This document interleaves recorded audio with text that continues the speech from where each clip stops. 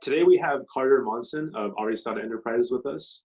So he's presently working on a new Kickstarter that's already over 100% funded. It's called Castaway Curse, and as the name implies, it's something to do with curses and maybe like a pirate ship or some pirates and stuff like that. So it's got me intrigued already. So Carter, welcome to the show. Thank you. Yeah, thank you, Kenny, for having me on. I'm super excited, super happy to do and share a little bit about my game and my process. So thank you for having me. Yeah, of course. Yeah, so as I mentioned, when I think of Castaway Curse, I think of maybe like pirates and like maybe some obviously curses involved, so something bad probably goes on, right? So yeah, can you tell me more about the name of the game, how that relates to the game, and what the game is about? Yeah, so you nailed it exactly. It's got a lot to do with pirates, but I also wanted it to feel a little bit different than just a traditional pirate game that's set back in the 17th or 18th century or something like that. I wanted it to feel modern, and so that's where the Castaway comes in. It's a little bit different angle on pirates in that it's modern characters that were on a cruise ship that has capsized off the coast of the name of the island in the game is Prospero Island.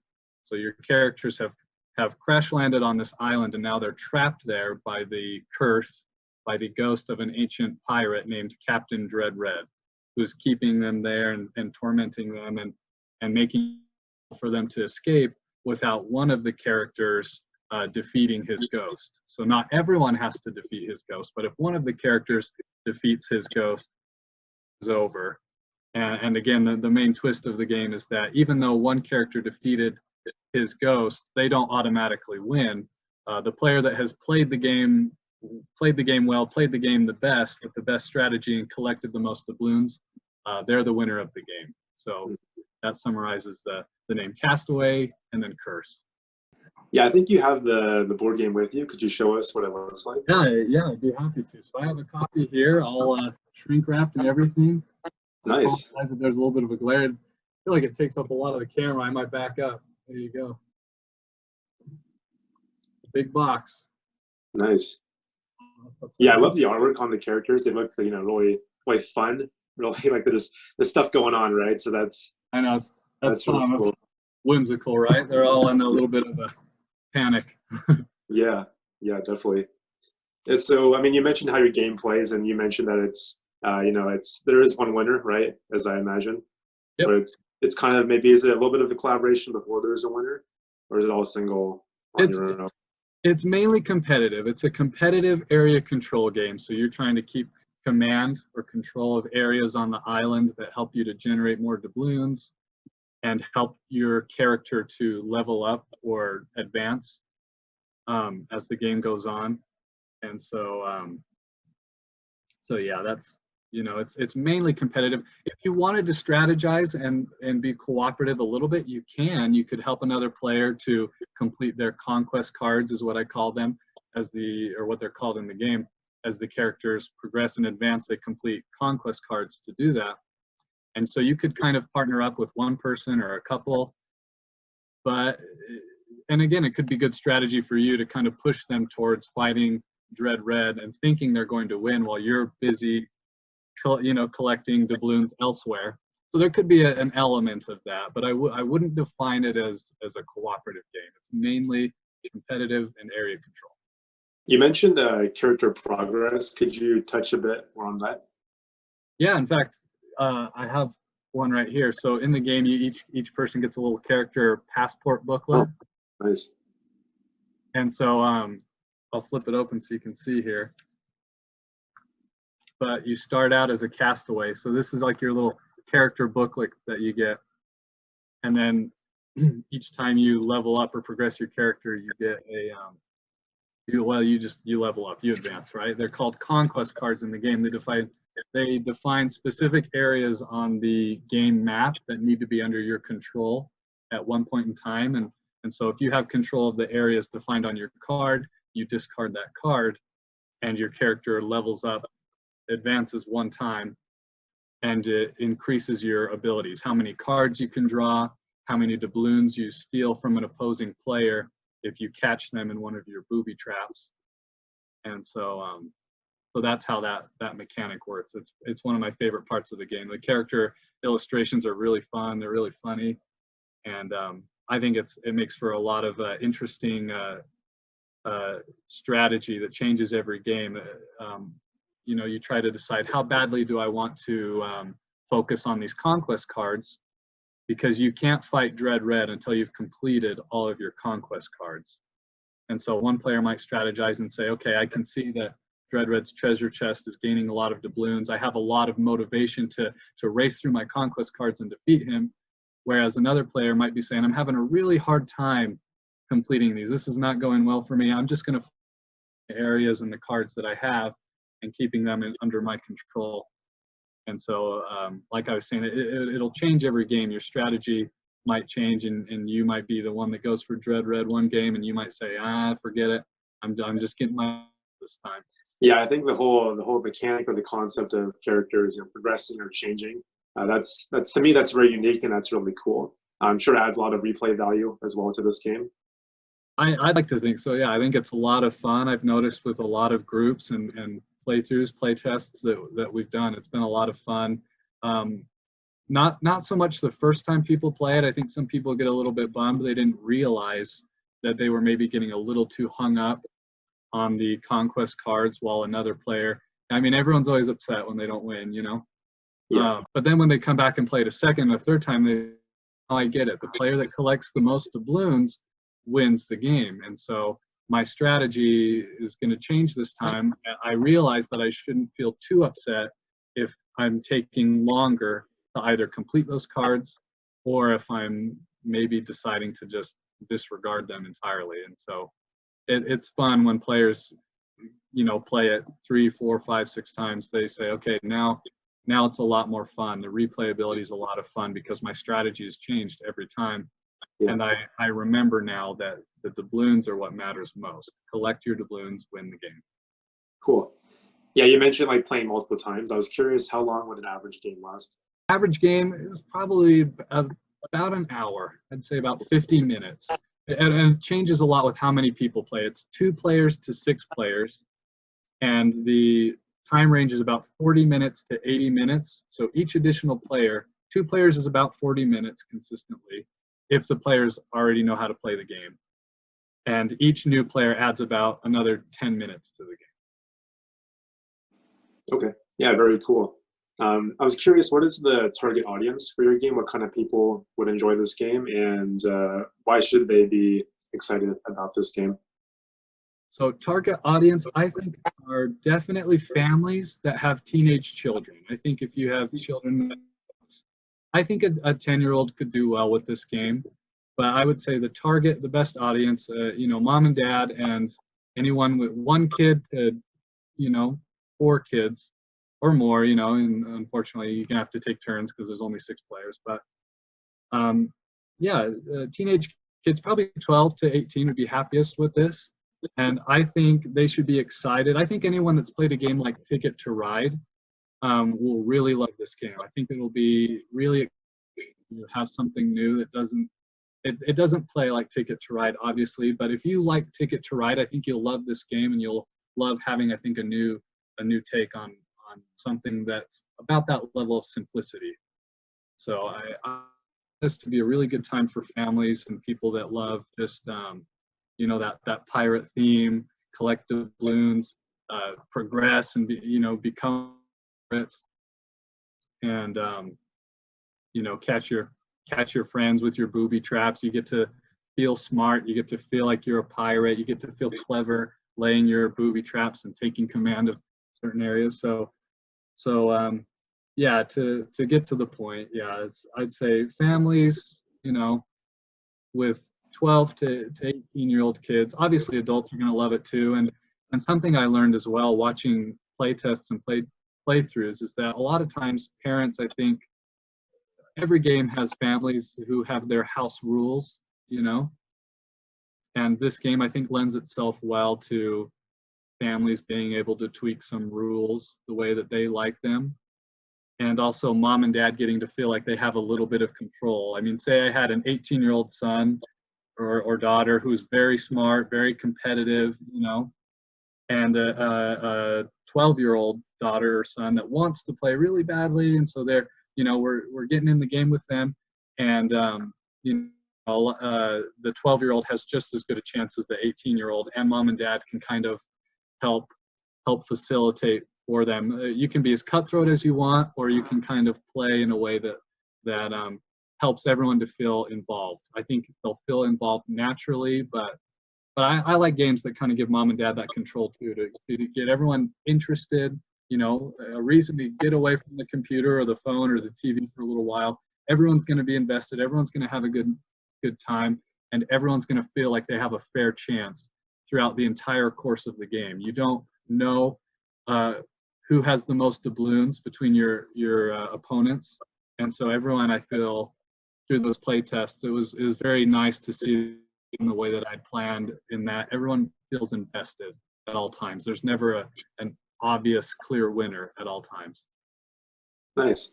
Yeah, that's really cool. Yeah, I think games in which like for example, one game that I used to enjoy but not so much now is Monopoly, right? I mean, everyone knows about Monopoly. It's kind of the sense of like, oh, once you start winning Monopoly, that person's going to win once they're ahead, and like it just kind of like a dredge of like, oh, okay, now we have to play for 2 more hours, knowing this person's going to win, but there's no way to really beat them, right? So that's cool. Like, your game is not one in which like there's a clear winner from the start, and that's how it progresses, right? So that's cool that we all have an equal chance of winning in that sense. Yeah, I love that too, and you stated it perfectly. It's that one of the worst things about Monopoly is that, because I still love Monopoly. I still think it's a lot of fun. I'll play it. But yeah, once that one person is getting away, I mean, it's just the hours of rolling dice, and all right, your friend or whoever's winning is having a great time. You're like, all right, let's just roll these. Let's get it over with. So I'm very happy that there's not that feeling in Castaway Curse at all. You always feel invested. You feel like you have a chance, and it lends itself well to house rules and mom and dad, being able to I think have some of that control of like, all right, little Timmy, let's do a couple things for him. Timmy will have no idea that we're helping him out, maybe a little bit, but if you want to be a little nice like that, or you want to be cutthroat, I think it will lend itself well to every type of family.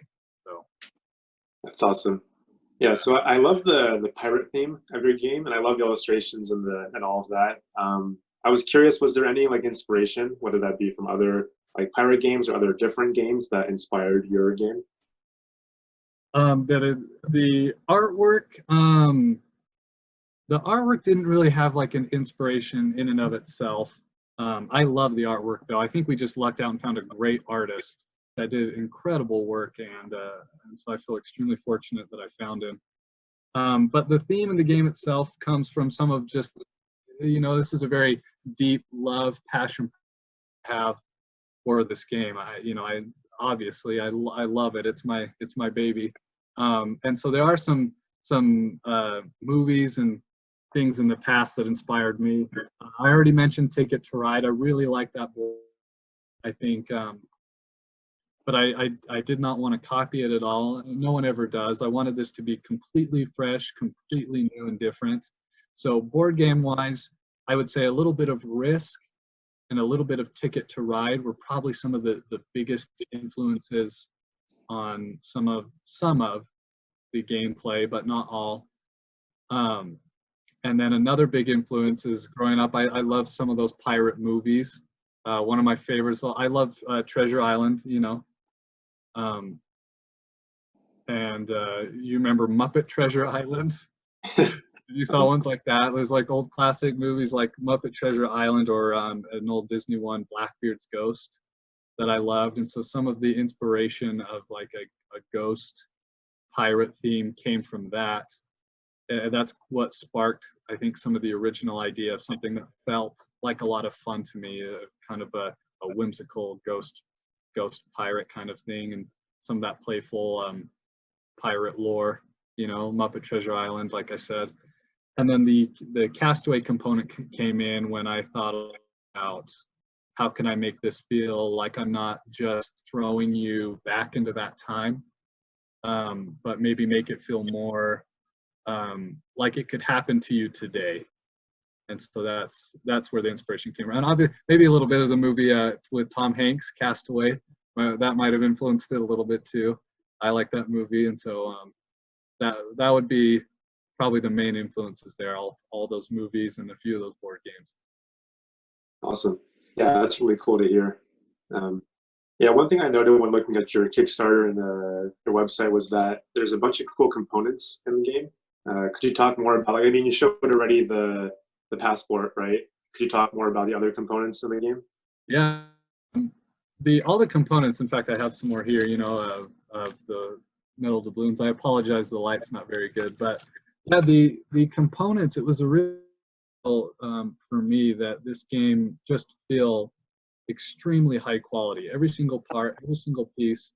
I wanted when people got this game, I wanted it to feel unlike anything that they played before, both in terms of gameplay and the parts and pieces themselves. I just felt very deeply that good components would help with the immersion. It would help with the fun and the excitement. You know, we mentioned a moment ago about some of those movies and games that influenced me, and there's just something I think deeply exciting about getting to feel like you're part of an experience. And so when you know you tell someone an experience or that they're a castaway trapped on an island and they have to progress and take this descent into piracy, it doesn't feel, I think, right when you just say it on a piece of paper. You know, here you go, you're a pirate. But instead, when you tell a person, no, you're a castaway, you were on a cruise, here's your passport, you know,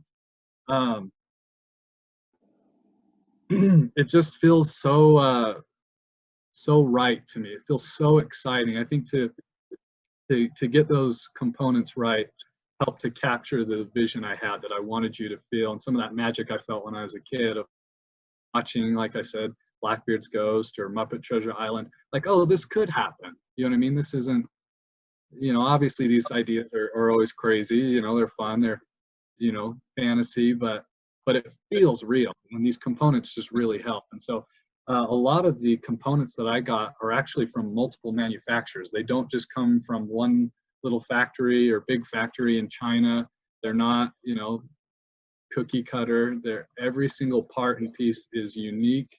Every game is unique. It's got my personal touch on it. The maps are made of, you know, the leatherette, kind of a faux leather that feels fun to touch and play with. It just feels like when you open the game up like a treasure box, which again I think helps with that immersion. And so yeah, all the parts, all the pieces. There's coconut bowls, you know, to give you that feel that you're stuck on an island. Every single part and piece is meant to be unique and hard to replicate, if I'm being honest. I kind of wanted that to be part of it. I wanted this to feel like a game that you can't just get anywhere else. You know, it's not mass produced. It's kind of it's a passion project. It's my little gift, I guess, to people that love that kind of immersion and that feel and that theme.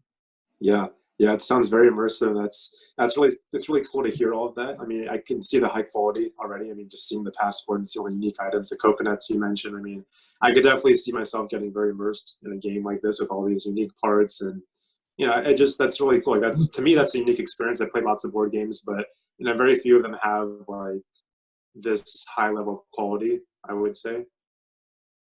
Yeah, thank you. Yeah, I appreciate you saying that. So I worked very hard to try and make it that way so that it could feel, you know, when you get the game, it's you know, money well spent. You know, a lot of people that I've play tested it with say we love it. We've replayed it lots of times, and it's, you know, it's not like other games out there. It's nice to buy a game and say this is different. I didn't just spend a bunch of money to get another Monopoly or another, you know. So yeah, thank you. I appreciate you saying that. It's definitely been one of the biggest goals throughout the entire production is making people feel like this is very, very fun and a one of a kind experience. I think it's shown too very well in your Kickstarter. I mean, I think you still have a few days left for your Kickstarter, but already it's funded. It's doing really well, it seems. So I was curious, what do you think is the reason for your game doing so well on Kickstarter, or what would you attribute to its success on Kickstarter? You know, I wish I had something really clever to say. I just feel extremely grateful for the people that have shown interest, that have messaged me on Kickstarter, and of course the people that have backed it. I wish I had a really good answer. You know, I just, like I said, feel so grateful that anyone even looked or cares, you know.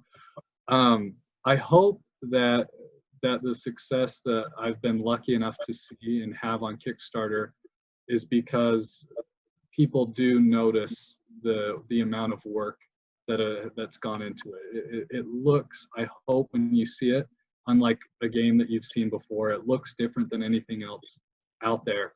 And so I think I've been lucky enough to be successful on Kickstarter.